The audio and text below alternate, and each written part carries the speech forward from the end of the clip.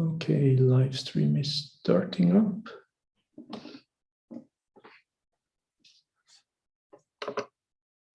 Okay, and then we're going live now.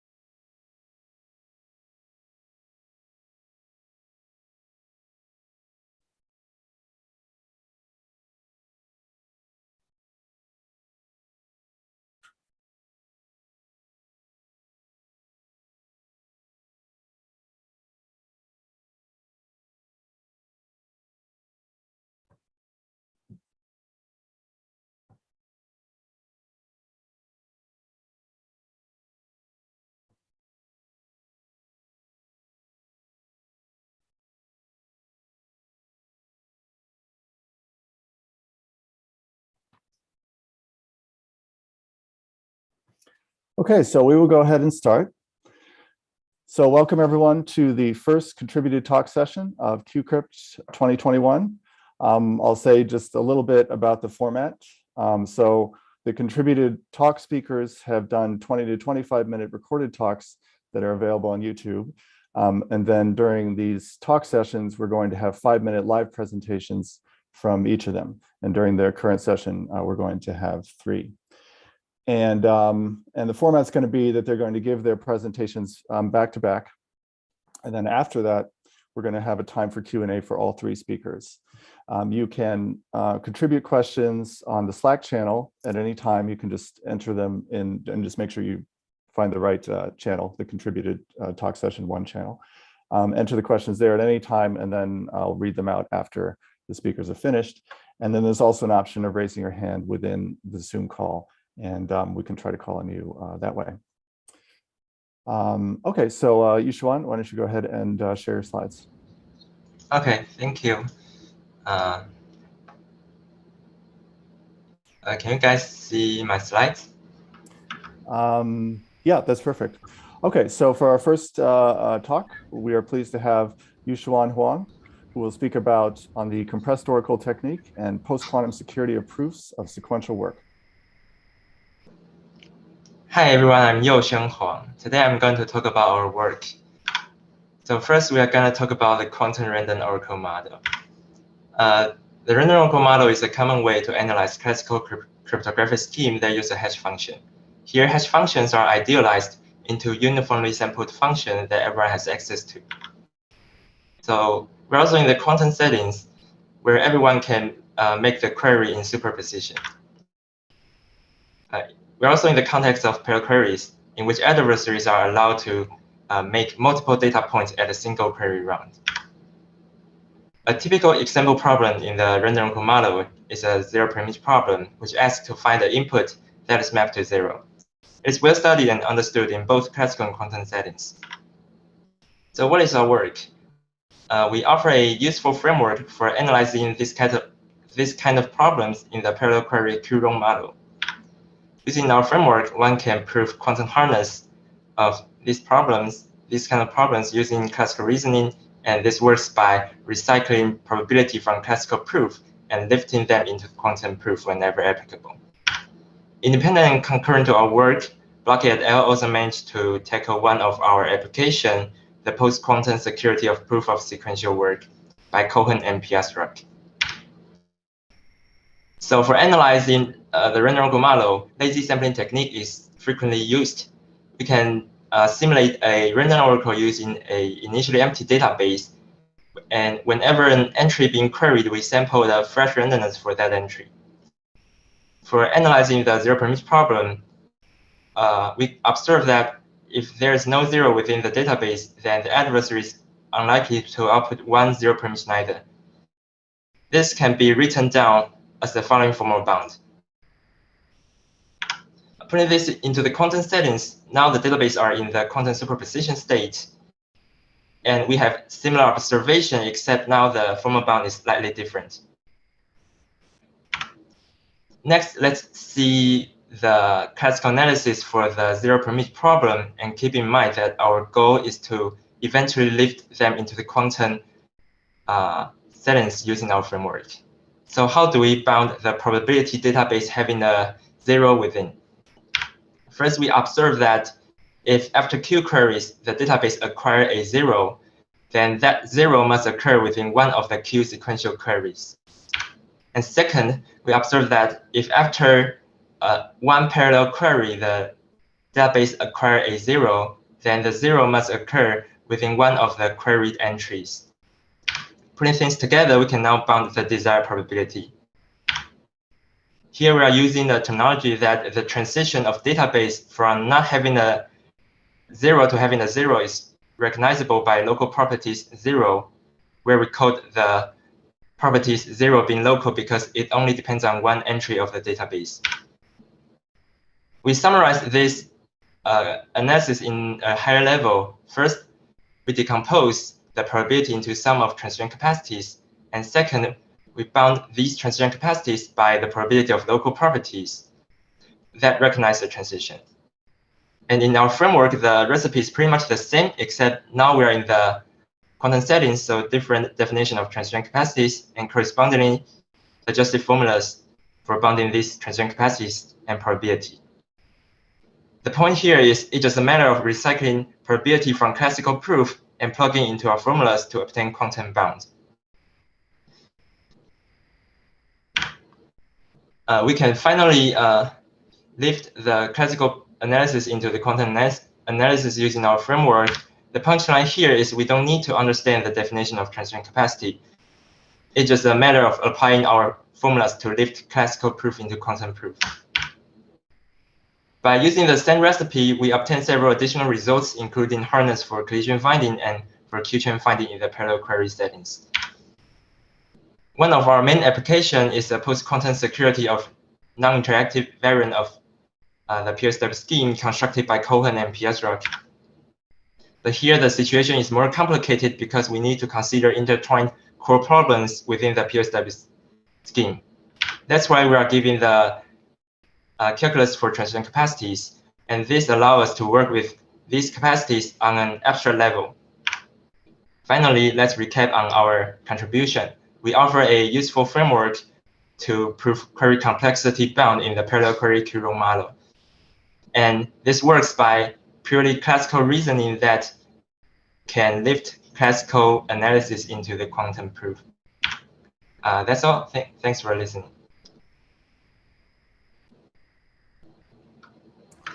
Okay, thank you.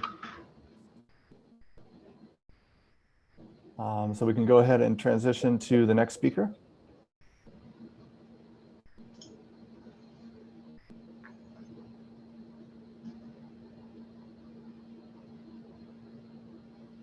Me? That's you, yes.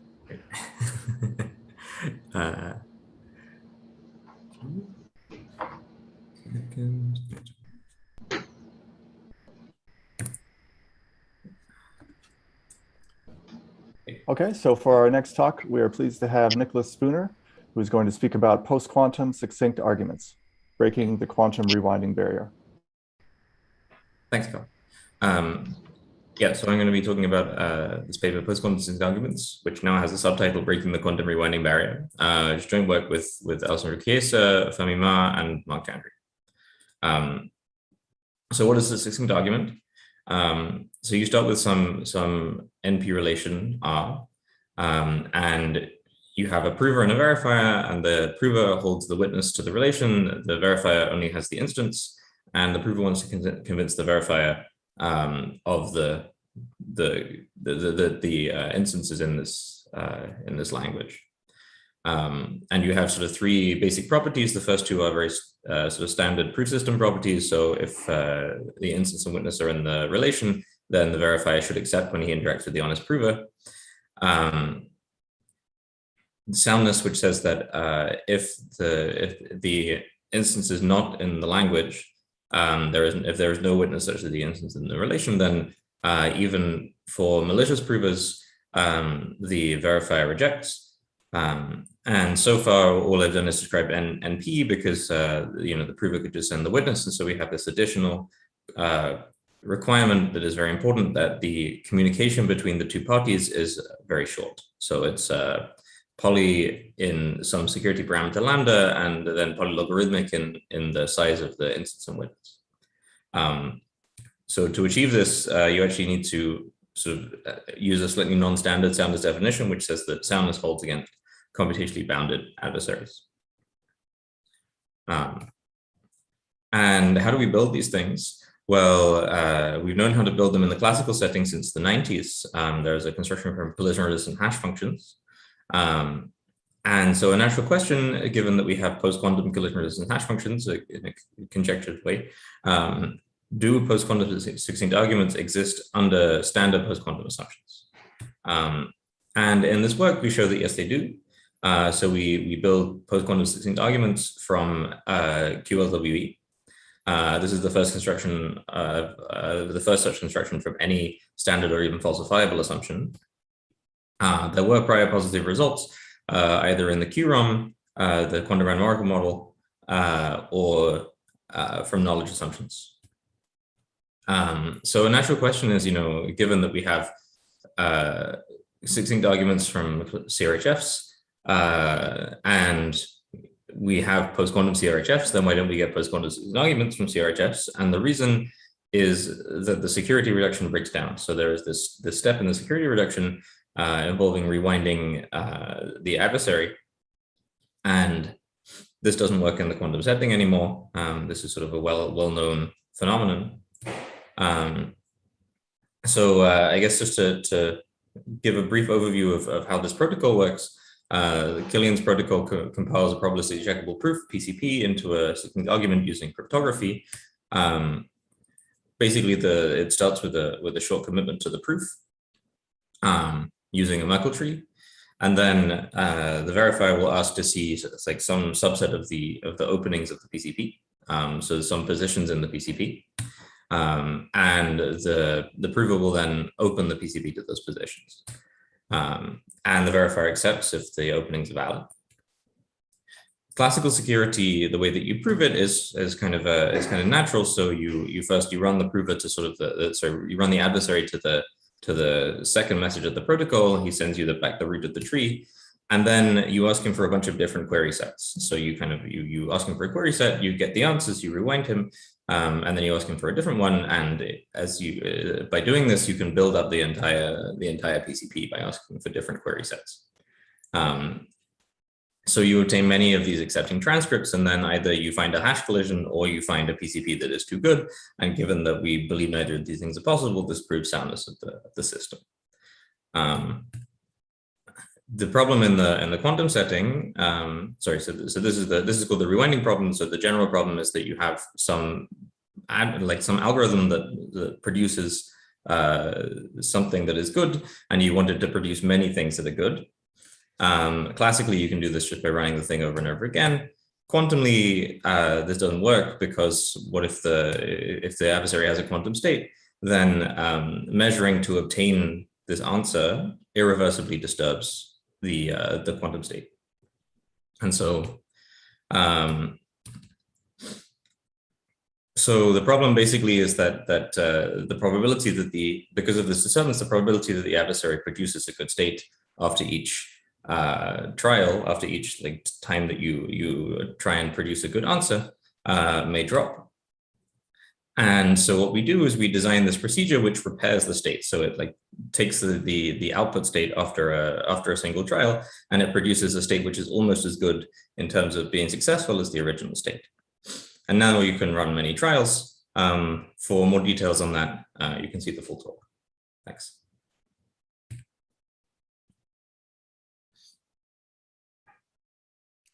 Great, thank you. Okay, and we can go ahead and switch to the third talk.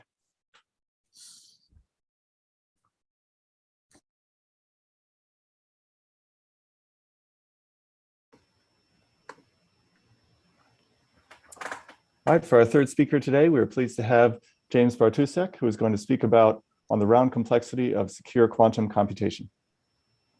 Okay, thank you. And this is joint work with Andrea, Dakshita, and Fermi.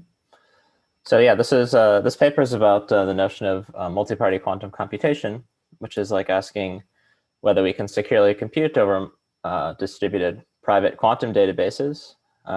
Maybe a more specific application, can we thresholdize crypto that uses quantum information? So can we distribute the generation of, for example, quantum money or signatures with unclonable keys, and etc. But more generally, this is a generalization of the very well-studied notion of classical MPC, right? So now we consider multiple parties, each with quantum capabilities. They each have potentially a quantum input, and they want to compute some functionality over their inputs, okay? And they'll do this by communicating with each other, and we're going to allow for quantum communication as well.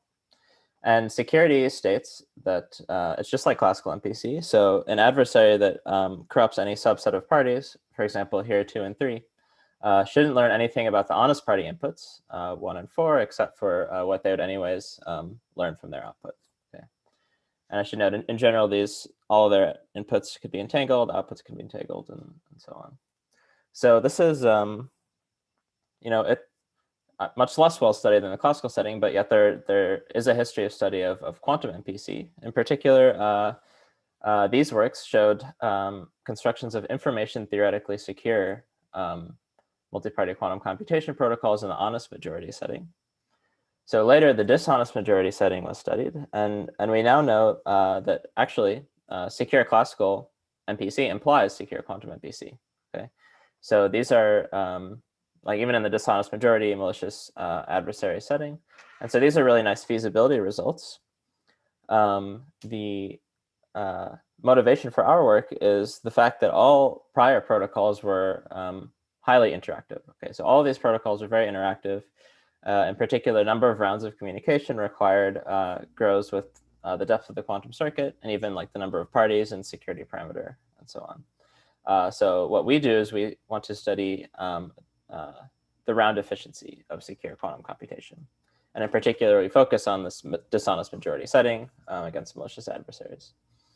And all of our protocols are also going to assume a CRS setup. Okay. So we give results both in the two-party and the multi-party setting. So I'll go over briefly the results in both. So to understand the two-party result, recall that classically, we know that actually if you can do OT, so this really simple functionality, oblivious transfer, in just 2 messages, this actually implies the ability to compute any classical functionality at all in just 2 messages if one party obtains output. And in the malicious setting, this is sometimes called a NISC, or a non-interactive secure computation protocol. And so our first result is a quantum analog of this. So we show a quantum NISC. Basically, we show that assuming post-quantum 2-message OT, any quantum functionality that delivers output to one party can be securely computed in just kind of optimal 2 messages. Okay. And as a main technical tool, we use this notion of garbled circuits, which was first, or quantum garbled circuits, which was first studied recently by Brzezinski and Yuan. And in particular, we need a quantum garbled circuit that has a classical circuit garbling procedure, though it could have a quantum input garbling procedure. But that's like just the main technical tool we use here to give a sense of how we do it.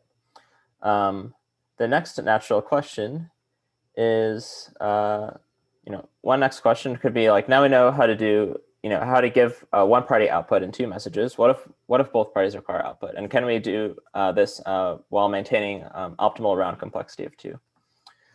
Okay, so in the classical setting, there's actually a very natural approach to do this once you have a NISC. Okay, so you could take your functionality, which gives output to both parties. You could split it up into the 2 functionalities. Okay, one that gives output to A, one that gives output to B, and then you could run your NISC, kind of 2 copies of your NISC in parallel. Okay, so this approach can be made to work in the classical setting, but I wanted to highlight some difficulties of doing this in the quantum setting. So first of all, this approach of running these 2 things in parallel might not work if these inputs are quantum and the parties are not necessarily able to clone them. And kind of even worse, actually, if this functionality is randomized, then in order to ensure that these outputs are jointly distributed, what you need to do is kind of fix the randomness and use the same randomness in both these executions. And this is in general not going to be possible in the quantum setting because randomness might come from measurement. So kind of the most natural approach towards like 2-round 2PQC doesn't really work. And what we end up doing is we actually construct 2-round 2PQC in 2 different relaxed models. Okay. And so in the first, we allow some input independent pre-processing where like one party can send a message to the other party before the protocol starts. It really doesn't depend on their input. And after this point, it's just 2 rounds. And this protocol assumes sub-exponential LWE. And we also give like an actual 2-round protocol, but with respect to a quantum oracle. So kind of as a proof of concept construction. But what we leave open, an interesting question, is whether actually we can do 2-round 2PQC in the CRS model. Okay. So those are our 2-party results, and I can quickly mention what we get in the multi-party case. The additional challenge here, if we want a constant round protocol, is to remove the round dependence on the number of parties. And this is actually made this is made more difficult in the quantum setting because of the fact that you can't broadcast quantum information. Okay. But we do show that you can obtain a constant round protocol, so 5 rounds from 2-message OT, and then we also get a similar result in the pre-processing setting. So after some input independent pre-processing, we can construct a protocol that only requires 2 rounds once the inputs are known. And so, yeah, that's all I want to say, and happy to take questions later. So thank you.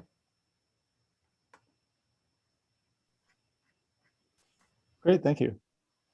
Okay, so at this point, so we got about 10 minutes left in the talk slot. So we can use this time for Q&A for all 3 speakers. So in the Slack channel and the QCrypt 2021 workspace, there's a contributed one post channel. So any questions that you enter there, I can read out to the speakers, or you can raise your hand within the session. So I had a question for you, Xuan. So I think you mentioned in your work that you can apply it to hash chains and the computational difficulty of computing hash chains. I'm curious if it could also be applied to more complicated structures like hash trees or other graphs. Pardon? Can you speak again? So well, first maybe I can clarify if I understand something. So you have a result that shows how hard it is to compute a hash chain. So if you have to compute a hash chain of a given length, you show something about the computational effort required to do that? Yeah. Yes. Could that be generalized to apply to other structures like, say, a hash tree, like a binary tree of hashes? Oh,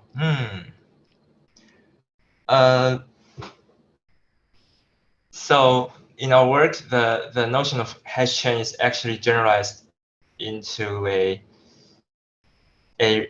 with respect to a relation. So instead requiring each of the previous item being hashed to the next, we require the hash of previous item to be related to the next. But I'm not entirely sure if this will cover the binary tree or something like that. By the constructing a binary tree, could you elaborate what you mean by constructing a binary tree? Oh, that's okay. Actually, I think we can always talk about it offline. I think that gives me a general sense. Okay. Okay, thanks. So we have a question on the Slack channel from Noam Avidan, and this is for Nick. And the question is, do you know if this fixing is optimal in terms of information theory? Is it possible to fix any measured state, or do you choose states and fixes specifically for this protocol to work?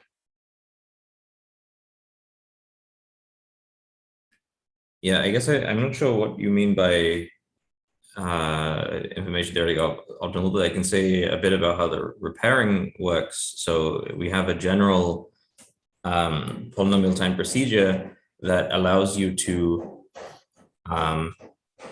if you have a state that has sort of a property that the property that I guess like a classically, like a testable property. So you have a measurement that like tells you whether the state is good or not. Then you can sort of go back to a good state after a measurement which is not too disturbing in that it does not have too many outcomes, like some polynomially many outcomes. That's the general.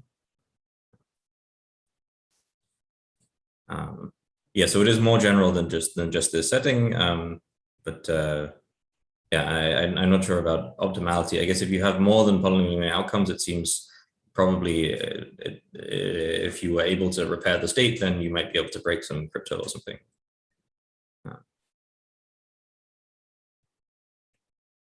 Okay, thanks. So question for James from Vardan Manjia.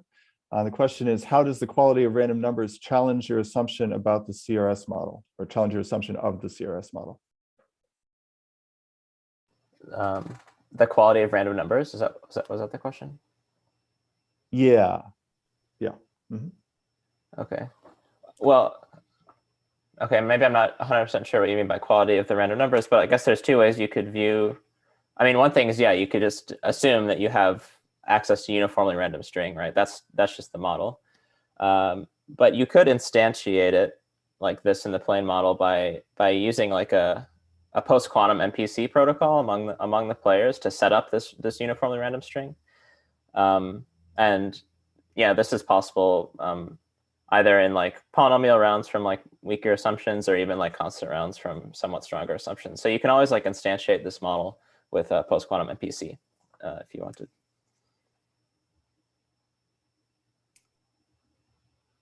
Okay, thanks. And I see a raised hand from Wayne, and I think Wayne is unmuted, so they can go ahead and ask.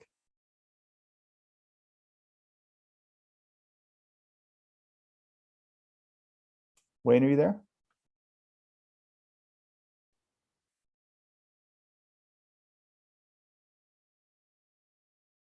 Okay, not hearing anything at the moment. Okay. Any final questions before we wrap up?